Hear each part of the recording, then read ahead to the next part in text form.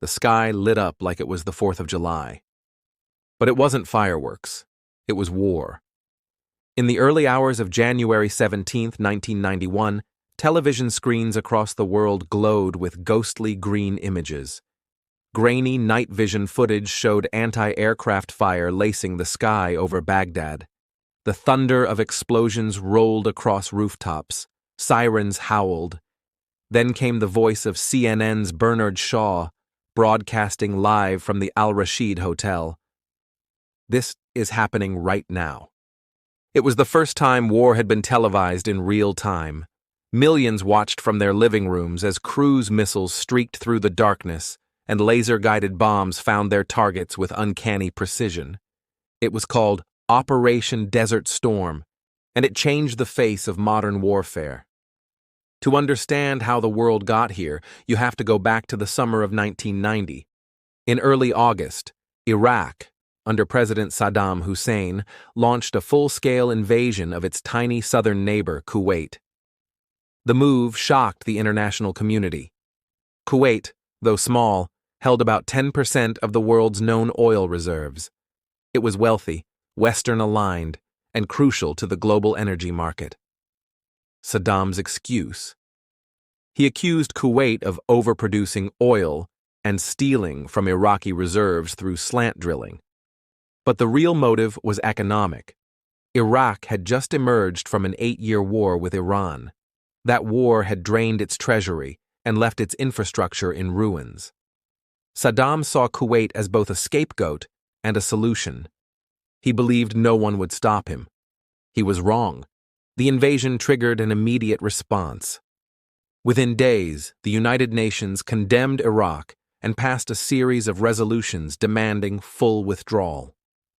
The United States, under President George H.W. Bush, began assembling a multinational coalition to force Iraq out, if diplomacy failed. The operation to defend Saudi Arabia and deter further Iraqi aggression was named Desert Shield. Troops began pouring into the region. Over 30 nations contributed forces. For months, the world held its breath. Could Saddam be reasoned with? Or would it come to war?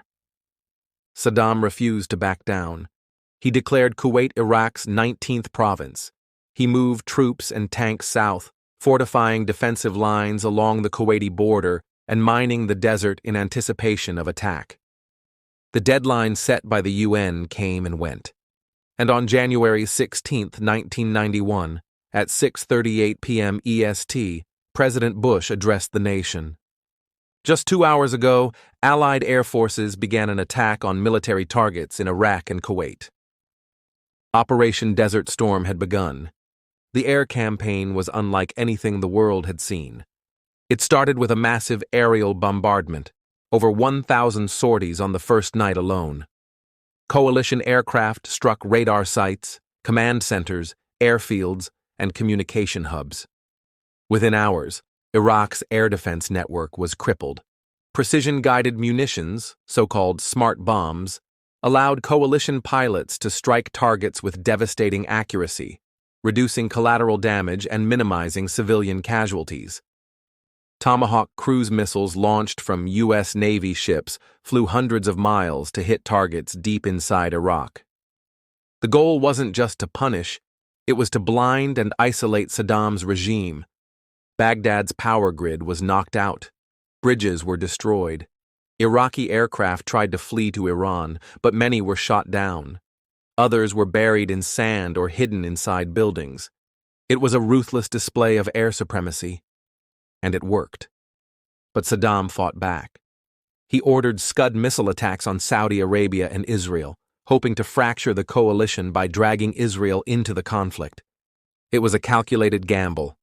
The U.S. begged Israel not to retaliate, fearing Arab nations like Egypt and Syria would abandon the coalition if Israel entered the war. Israel agreed, reluctantly, after the U.S. deployed Patriot missile batteries to intercept the Scuds. Meanwhile, Saddam set Kuwaiti oil wells on fire, creating a toxic inferno that darkened the skies and caused environmental catastrophe. He also deployed chemical weapons specialists near the front lines, though he never used them in combat, perhaps fearing massive U.S. retaliation. Still, the message was clear. Saddam would burn the region before surrendering. After 5 weeks of relentless airstrikes, the coalition launched the ground phase. It began on February 24, 1991. Dubbed the 100-hour war, the ground invasion was swift and overwhelming. Coalition forces executed a wide flanking maneuver, famously called the left hook, which bypassed Iraqi front lines in Kuwait and drove deep into southern Iraq, cutting off supply lines and surrounding Republican Guard divisions. Iraqi troops, many of them conscripts, surrendered by the thousands. Some walked toward coalition lines with white flags or even American pop music blaring from radios as a sign of peace. By the evening of February 27th, Kuwait City was liberated. President Bush declared a ceasefire the next day. Just 42 days after it began, the Gulf War was over. The results were staggering. Over 100,000 Iraqi soldiers were killed or wounded. Coalition casualties were remarkably low. 294 killed, the majority American. More than 80% of Iraq's armored forces were destroyed. The war had been a demonstration of technological superiority, careful planning, and diplomatic unity. But beneath the clean metrics lay a more complex truth. Because wars don't end just because the shooting stops. In the aftermath, images of the so-called highway of death shocked the world. It showed a miles-long stretch of destroyed Iraqi vehicles along the road from Kuwait to Basra, burned-out tanks, trucks, and cars, many still containing bodies.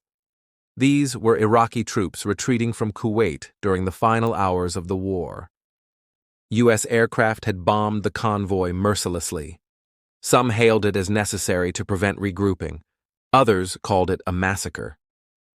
The incident raised ethical questions about force, surrender, and proportionality, and it haunted veterans for years to come. Meanwhile, Saddam Hussein remained in power. The coalition had deliberately stopped short of toppling him. President Bush and his advisors feared that removing Saddam would plunge Iraq into chaos or provoke a power vacuum Iran might exploit. But this decision came at a cost.